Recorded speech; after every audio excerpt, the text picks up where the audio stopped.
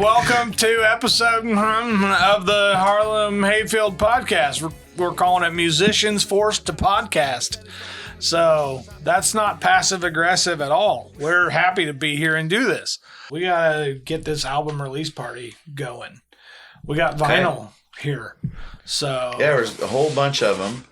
There's cases and cases of these things. And you can adopt one. Right here. Harlem Hayfield Banter, Tells, and Tricks. Low price of $35 American. You can have one of these. You can have one of these. It even has a backside that says things. It says words. So does mine. Yeah. Oh, man. We're not talking about your tramp stamp on the YouTube. Right. We got to get rid of these things. So we do. Let's have an album release party. We're trade them for monies. I think we're going to do it in D-Town, Decatur, Illinois. Yeah, I want to do Lock Stock because I don't know if you guys remember this. Lock Stock was our first show, and God, we've got so many more songs now since then. Yeah, because I mean, we had like the EP. We had all of the EP. How many songs did we play on our first show? Actually, we did pretty well. I got to go back and look. We played like 40 minutes somehow. Yeah, we had a decent set because we did have a lot of these songs from the album written. And we played 2 songs on that set that we actually didn't end up recording here because we did Warmer Days and Benchmark. We had Forget Her. Yeah, Warmer Days and Benchmark. You guys are talking. You're talking the first show we ever did. Yeah. We had Warmer Days show. We've been together for 2 years at that point. Yeah. Wow, man. Time is like weird. Yeah. We didn't have like Better Off and Coming Home and all those that shit was later, yeah. But we had a good deal of the stuff from the album, from this upcoming album, I guess done. You're right. Yeah. Wow, that's crazy. Mm-hmm. Huh. Yeah, because we started in 2019, but we couldn't do shit for a while because of, Yeah. But Holding On to Heaven, Stand Up, Forget Her. Did those we play were all Stand in there. Up at that show? No way. If we played Warmer Days, we played Stand Up. No fuck. I've got it on my computer. That'd be interesting. Pull that up and see. Just what songs. I would watch nobody, our first show. Nobody. If anybody's watching this, they have no fucking idea what we're talking about. And I know you record all the stuff, and some of that stuff's gonna be great live performance videos and stuff. But like when you send us footage from shows or audio from shows, I don't rehash any of it. Man, do you go back and sometimes, like I do. Sometimes I like to watch old shows, certain ones, not all of them. Like the ones we did in Saratoga Springs this last month. I like watching that. That was a good show, man. That was really good. And it was filmed well. It was done well. Filmed well from that one guy, whoever did it. Right. But the production was good, so that looks good. There's a handful. Some of them I don't like. There's some that I'm, and then I trade them out. So like when we get really good ones, then I'll stop watching some of the other ones. See, I used to watch Legacy of Giving a lot. And now that we have some of the more, the bigger shows and shit, like I don't watch that anymore. Like that used to be something I would like to reminisce, but you may not believe this, but my refusal to go back and watch tape was the only reason I wasn't a high school football star. Really? It's the only reason. The only reason, because they were like, You're like a gazelle. Yeah. You're so graceful, and you've got the power to throw the ball, and you can catch your own throw. I might be full of shit. Bugs Bunny style. Yeah. Yeah. But they were like, if you would just watch tape, and I would say, I refuse to live in the past. Yeah. I'm not going to play these games. I get it. Like, it makes sense. Yeah. So I like critiquing my own shit and obsessing and being like, man, you were belting way too loud. You need to back off the mic when you do that harmony. You sound like shit. I don't have that in me. I just don't. I don't get hard on myself. I've messed up plenty of lyrics. I get hard on myself every morning. And I just this is a family show. No, but I won't. I'll feel it when I'll know when I mess up a lyric or something on stage. And you don't like to go back and watch them and like just kind of relive the moment? No. Why? I don't. Or maybe like if you watch it, it doesn't do anything for you. That's basically it. I've done it before. I just don't. It's like when you're trying to do a come down drug. or something like that. You know, like I don't do drugs. I don't know the names. Methadone. There you go. It's like the methadone thing. Like, I feel something off of it, but it wasn't like what it was, you know. So you just want that you want that heroin while you're there. But you're not doing methadone. No. Watching the tape. Well, and part of me, I will say, I don't critique my performance after it's done. Like, mentally, I'll be like, okay, I messed up a lyric. It happens. We recovered. Nice. It's whatever.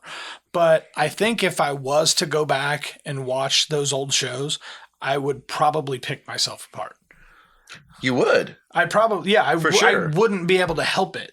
And I don't want to do that. That makes perfect sense. It makes perfect sense. That's the same reason, like, when we go record in the studio. Yeah. And we get versions back to listen to before they're released. I don't listen to those right away. And I know a lot of people do. I don't.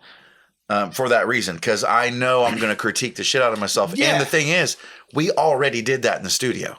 We were in the studio. We went over this shit 700 times, and we know this is the best version because I was there, and my brain got fried that day. Right. So when they send something back that after it's mastered or something, I'll let it go for months. I won't listen to it at all, so that when the next time fresh as possible. Yep. When I listen to it 3 months later, it sounds fresh and. I'm able somehow, I didn't used to be able to do this, but nowadays I can take myself out of that critique brain and just shut everything down and listen to the whole song like a new listener. Right. And I'm telling you, man, that is a gift. Here's another thing, and I think I've just kind of did some self-discovery here. I think I know what this stems from. I won't go back and look at that stuff because I don't want to critique myself to death. Mm-hmm. When I was a kid, my dad and my mom, they saved every paper I did in grade school. They saved them all. Every homework, every book report, everything. Yeah. He gave me that stuff when I bought his house. Mm-hmm. He said, in case you want to go through this stuff. I'm like, I don't want to go through this stuff. He's like, in case you do. Curiosity got the best of me. I opened like first grade. And in my mind, up until that point, I was a super bright kid. You know, I was a little adult. I was an only child, and I talked like the grown-ups and blah, blah, blah. But I found, what did you do over your summer vacation from the first grade? And all of a sudden, I'm like, I like summer. I had fun. It was hot. The sun is bright. Blah, blah, blah. And I'm like, oh, God, I should have been in one of the trailers behind the school. Why did they let me in the main class? Whoa. So I'm not going to go back anymore into the past. Wait a minute. Because then I'll go pull up footage from the melody and I'll be like, hold on. It's time, stand up while we still have time. Hold on. Did you just for real, are you telling me that when you bought this house, like you're a fucking grown adult, yes, and you're critiquing your first grade papers, and that has an effect on you today that you will not listen to your music recordings because adult Mikey had to critique fucking 6-year-old Mikey? I'm sorry. Did you assume I had it all together? Is that right? Is that real? Is that real? I'm not saying that's like a steadfast. I don't need a therapist. This episode is brought to you by BetterHelp. It's not, but it might be someday. Anyway, so that's fucking. But I'm not saying that's like interesting. It's like a wall that like I can't watch any past footage of me. I don't know. But it's like I don't want to. I'm not saying it's going to be that bad, but I'm going to say what I remember from doing it in the moment cannot be topped. Okay, well, that's fair. I mean, I get that. So if I go back and critique it, I'm going to think about that more than I am the awesome time I had at that show. You know what? I got to say this right here. So, like, you know, we're talking about looking at past tape or whatever. And I said that one of the things I used to like to watch was Legacy of Giving.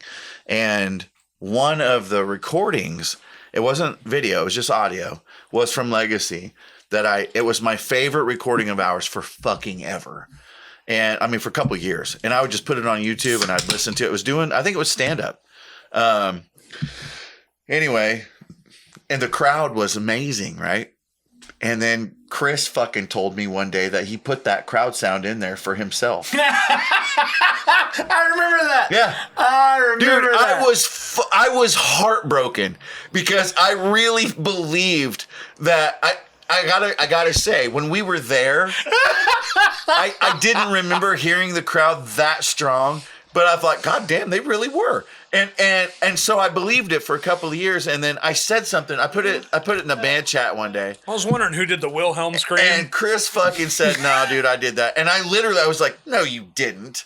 I thought he was fucking with me. No, you didn't.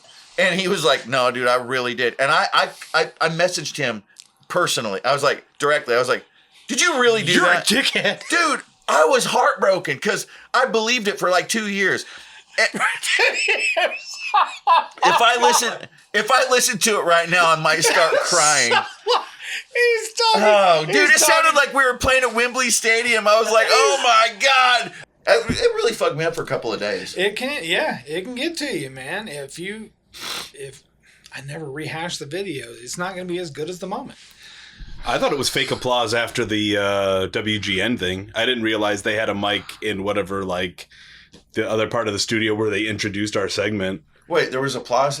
At the end of the video, like, we didn't hear it in the studio at WGN. There But was if you people watch in the other studio that could see us while we were recording. Yeah, if you watch the video on their YouTube channel, there's like the guy that's like, okay, and now Harlem Hayfield, and it cuts from their like anchor desk. You could see in their kind of caddy corner. Yeah. Yeah, and I saw him like, where?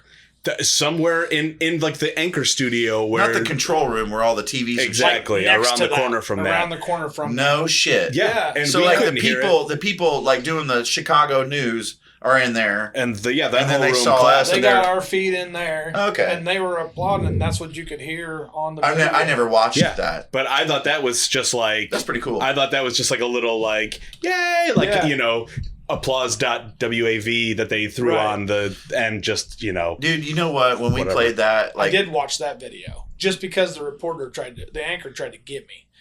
He was like, "Oh, don't you know democracy's a bad thing?" Oh, blah, yeah, blah, blah. yeah. You ain't canceling me, buddy. My thing on that was, so we're sitting there like right before we play, and the female anchor came in, and she sat down. Like, she was all business, dude. She came marching in there with them heels were clacking on the floor. She sat down and she went straight into talking about her whatever. And she said, "I spoke to Aaron Brockovich about this last night." And I'm like, wow.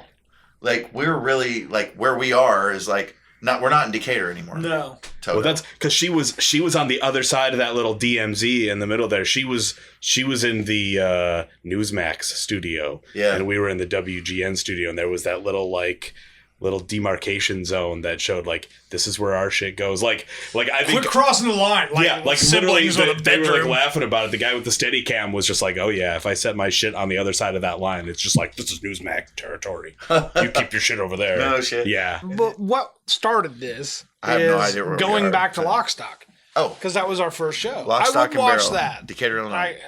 That's whatever. I'd watch the first show just for nostalgia. That was a fun show, but right before we played, because we were playing Light Me Up a lot at that time, you know, when we played all those shows, because that was our first show. I was having trouble with the lead in the beginning, and I had to go down to the basement at Lockstock. I played it like 35 times. For some reason, I just blanked out on it. My brain does that. That one, it's a complicated little riff. It'll get away from you. I know. I should. But anyway, so I played it like 30, 40 times downstairs, and we played it, and I fucked it up. I didn't know that. Yeah, I barely fucked it up. I did. I sure did.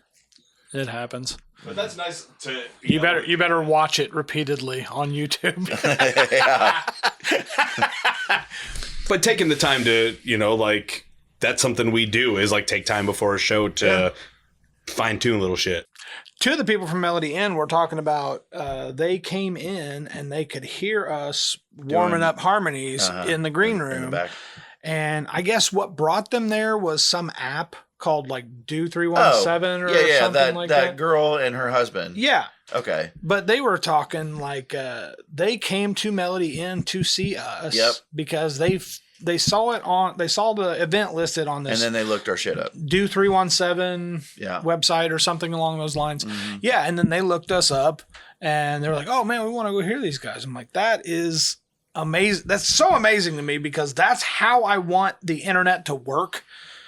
Outside of like algorithms and stuff like that, I want there to be like like back in the old days where you just had a community calendar website and you're like, oh, that's going on. What's that band? And you look up the band and you're like, oh, that sounds like fun music. I'm going to go see that band. Instead of, here's how you deal with the fires in LA.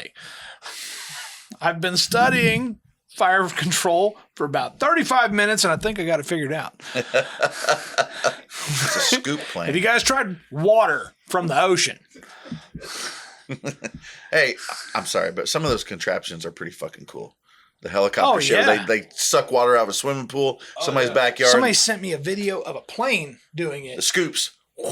But this plane dropped water in an area that had hills all around it. Oh yeah. And you could see the shadow of the plane was Motherfucker almost going down the hill like this. same size. Big yellow and orange plane. Yeah. Dude, that plane. That was wild, dude. That plane is the one everybody's talking about right now. That plane is like that was specifically designed for fire protection, and that plane is designed. That's what I was talking about a minute ago. Scoop.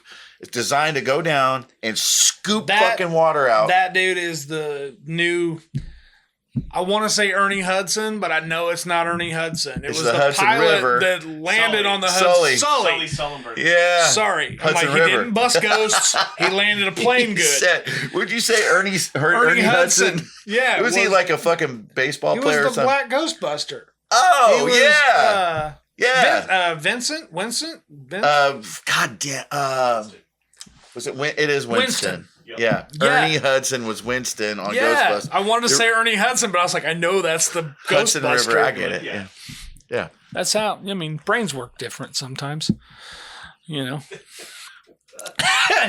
But where were we at with that? We weren't anywhere. So we're going to LSB for the Album release. We're gonna do We're that. gonna do the album release. I What think day are we talking March about? 1st. March 1st. Yeah. And we should be, it is, at the time of recording this, it's Thursday, and we should be hearing back from Matt Carter anytime. So we're talking about Matt Carter playing right before us. Before that would be Devin Williams, who anybody listening to this, go check these guys out. Did you watch that video I sent you of Devin? Devin is a Check it badass out, dude. man. I think Devin might he's have like done a Delta blues kind of guy. Yeah, he does like he plays dobro, so like a steel flat top guitar, and he plays slide, and he uses all finger picks, and he sings at the same time. And a stomp box, cajon. He is a badass. I've known this dude for a long time. Actually, I know him because of Darren from Matt Carter Band. No, there you go.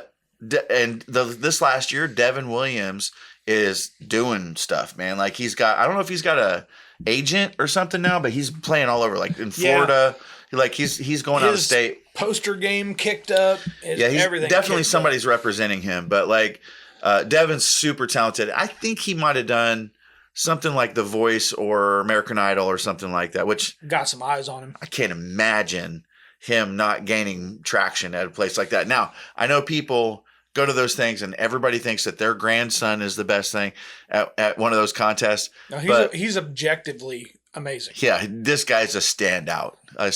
So he's going to open up the show for us, and then Matt Carter Band, and then us. But would he be something that mainstream, like The Voice or American Idol or something? Man, you got to recognize him when you see. I don't know. You got to recognize him, but I mean, I think they're looking for pop stars that they can exploit. Yeah, maybe so. Maybe so. Yeah. But like you would think somebody laid eyes on him and was like, "Oh shit, I got to do something with this guy." Yeah.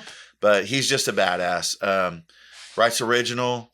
He said he calls it Delta Blues, and maybe that's what it is. But to me, he's got a twist on it. It's creepier than that. It's got like a kind of. It's like Delta Blues meets Haunted Rockabilly. Yeah. Thank you. Jesus Christ, that I couldn't have come up with a better description. That's yeah. Wow. Yeah, you should put that on a little plastic thing behind the records at Musicland. Yeah. And only Devin Williams is Haunted Rockabilly. It's just and the only letter they have poking out is D. It's just his Devin tape, Williams. like an audio tape. Yeah. Yeah. 8-track.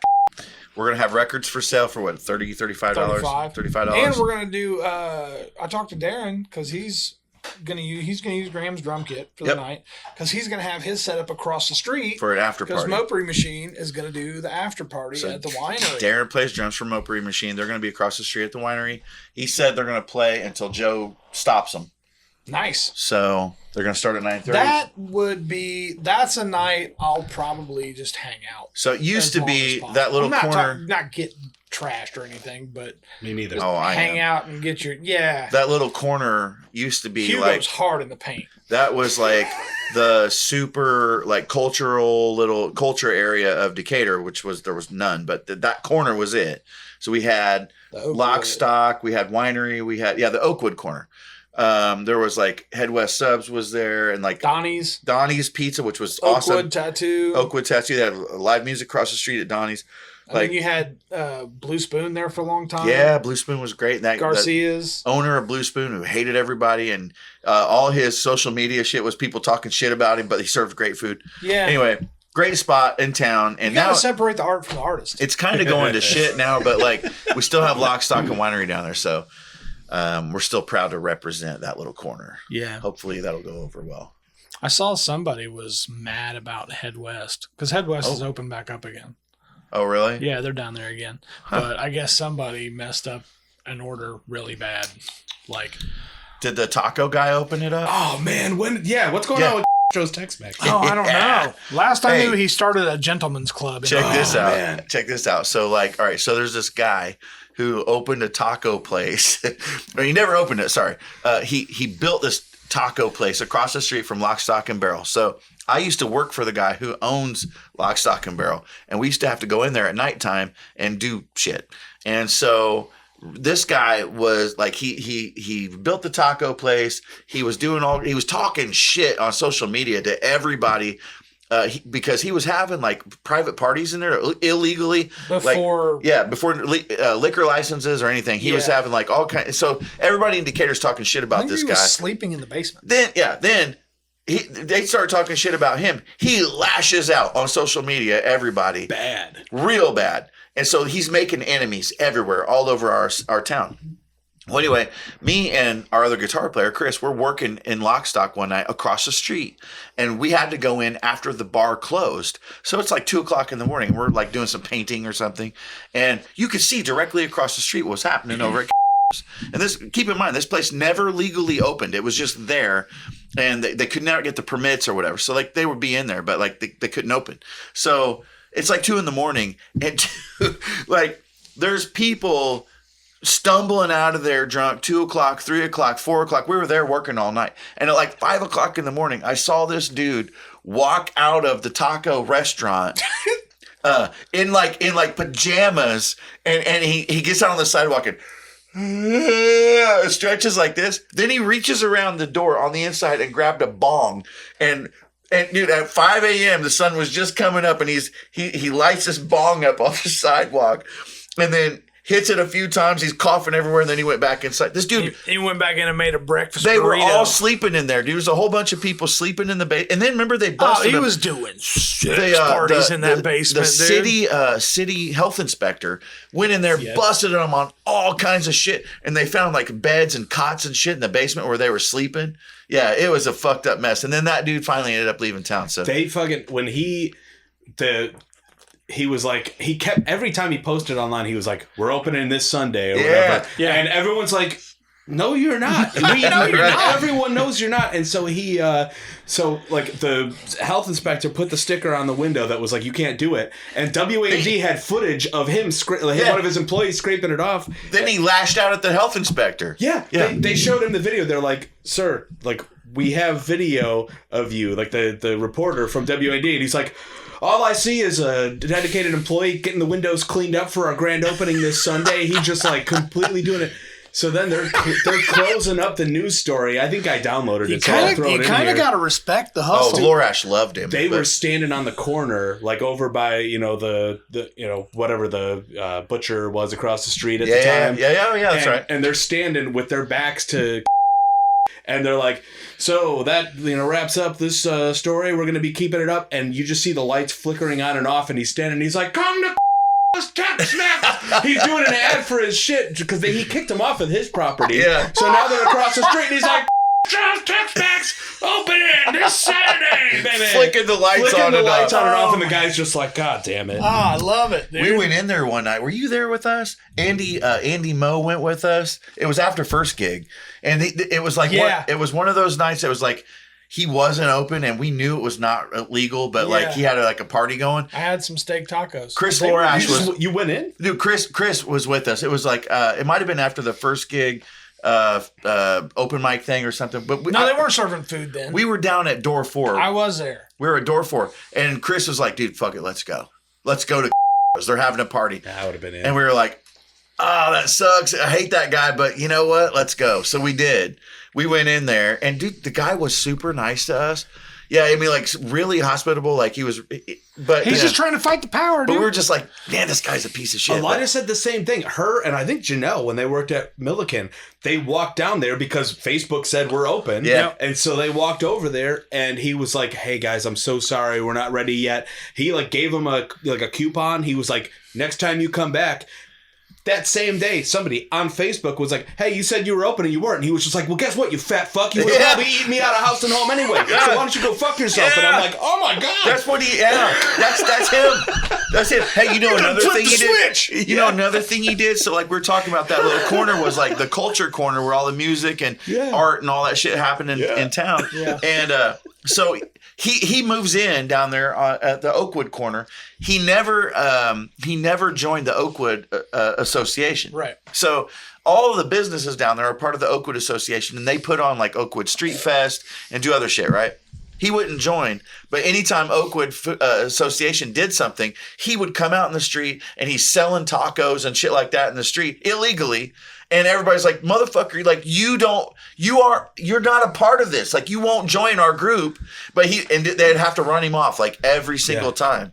Didn't he open a strip club or something? Deer nose. It was I think it was in Champaign. They said like, and again, he was just like, "We're opening this weekend," and they were just like, he does not have the permits to do that. And then it cuts back to him, and he's just like, "I got a meeting with the mayor this week, this Wednesday," and they're like, "The mayor says nothing's on the books. They haven't heard anything." Like every time he said something, the reporter would be like, Nope. The mayor's like, "I don't know who the fuck this guy is." This guy just lives in his own world, dude. Like totally lives in his own world.